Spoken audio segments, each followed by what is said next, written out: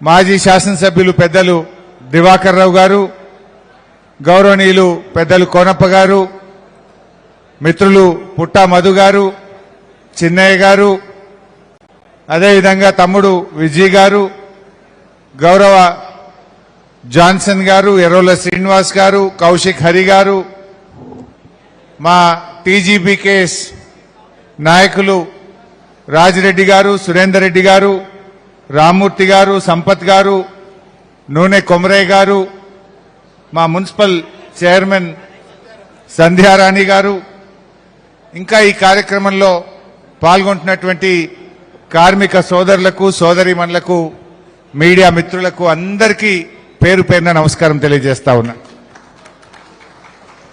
ఎంత టైం ఇస్తారు? గంటనా? ఎంతసేపు? పక్కా? మధ్యలో ఎవరు కదా అంటే మరి గంటలు ముగించమంటే గంటలు ముగిస్తా. ముందు సింగరేణి మీద మాట్లాడే ముందు మా సిర్పూర్ కాగజ్ నగర్ పేపర్ మిల్స్ కూడా ఒక చిన్న మాట చెప్పి నేను సింగరేణిలోకి వెళ్తాను. ఆనాడు సిర్పూర్ కాగజ్ నగర్ పేపర్ మిల్స్ ను తెరిపించడానికి పెద్దలు కోనప్ప గారు ఎంతో కష్టపడి కేసీఆర్ గారి ఆశీస్సులతో, కేటీఆర్ గారి కృషితో, అందరి సహకారంతో ఆనాడు పేపర్ మిల్స్ ను ఓపెన్ చేయించడం జరిగింది. ఇది దేశ చరిత్రలో ఒక రికార్డు. భారతదేశ చరిత్రలో మూతబడ్డ పేపర్ మిల్ ఇప్పటిదాకా తెరుచుకోబడలే. ఒకే ఒక్క మిల్లు తెరుచుకున్నదంటే అది మన సిర్పూర్ పేపర్ మిల్స్. దాన్ని ఎందుకు ప్రస్తావిస్తున్నా అంటే గత 42 రోజులుగా కార్మికులు అక్కడ సమ్మె చేస్తా ఉన్నారు. ఎన్నికలు జరపాలి, కార్మిక సంఘం ఎన్నికలు జరపాలని వారి సమ్మెకు బీఆర్ఎస్ పార్టీ పక్షాన సంపూర్ణమైన మద్దతు తెలియజేస్తా ఉన్నాం. తప్పకుండా నేను కూడా లేబర్ కమిషనర్తో మాట్లాడతాం. అవసరమైతే లీగల్ గా పోరాడైనా సరే ఆ సిర్పూర్ కాగజ్ నగర్ కు ఎన్నికలు జరగడానికి బీఆర్ఎస్ పార్టీ పక్షాన పూర్తి స్థాయి సహకారం అందిస్తామని ఆ కార్మికులందరికీ కూడా నేను తెలియజేస్తా ఉన్నా. ఇకపోతే మిత్రులారా, now will go to Singareni. ఇవాళ ఈ మీటింగ్ ఎంతమంది కార్మికులున్నారు ఒక్కసారి చేయొద్దండి. కార్మిక సోదరులు ఓకే, 90% కార్మికులే ఉన్నారు. Thank you. ఈ సమావేశం ఇప్పుడేమి ఎన్నికలు లేవు, రాజకీయాలు కావు. రేపో మాపో ఓట్లేసేది అంతకంటే లేదు. 2.5 సంవత్సరాల ఎలక్షన్ ఉంది.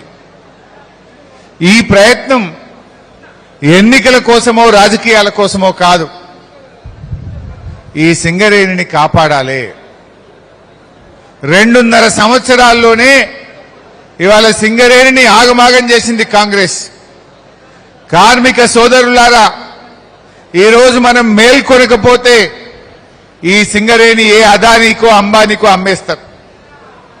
ఇప్పటికే సింగరేణిని, అది సిరుల గని అయిన సింగరేణి ఇలా కుంభకోణాలకు కనిగా మార్చింది కాంగ్రెస్.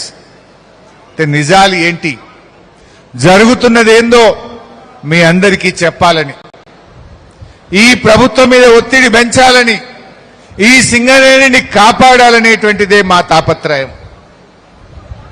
ఇదేదో బీఆర్ఎస్ పార్టీకి సంబంధించో రాజకీయాలు, ఎన్నికలో, ఓట్లు కాదు.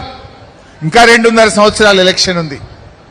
మీ అందరితో నేను కోరేది ఒక్కటే, దయచేసి మీరు ఇక్కడ విన్న విషయాలు బాగా వినండి, అర్థం చేసుకోండి. బొగ్గుబాయి మీద చర్చ పెట్టండి, మీ బస్తీల్లో చర్చ పెట్టండి, కాంగ్రెస్ దురాగతాల మీద ఎండగట్టండి. అందరం కలిసి ఈ కాంగ్రెస్ మీద, ఈ యాజమాన్యం మీద పోరాడి సింగరేణిని మనం కాపాడుకోవాల్సిన బాధ్యత ఉంది. మీరందరూ చూస్తున్నారు, దాదాపు గత 2 నెలలుగా మేము పోరాడుతూ వచ్చాం. సింగరేణి స్కామ్లను ఒక్కటొక్కటిగా బయట పెడుతూ వచ్చాం. బీఆర్ఎస్ దెబ్బకు దిమ్మ తిరిగి కొన్ని ఆగిపోయినాయి, కొన్నేమో చేయి జాటినాయి.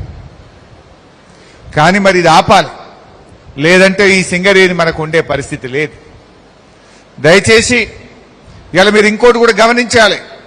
2 నెలలుగా మేము మాట్లాడుతుంటే, నిజాలు బయట పెడుతుంటే ముఖ్యమంత్రి గాని ఉప ముఖ్యమంత్రి గాని నోరు విప్పుతలేరు. నిజంగా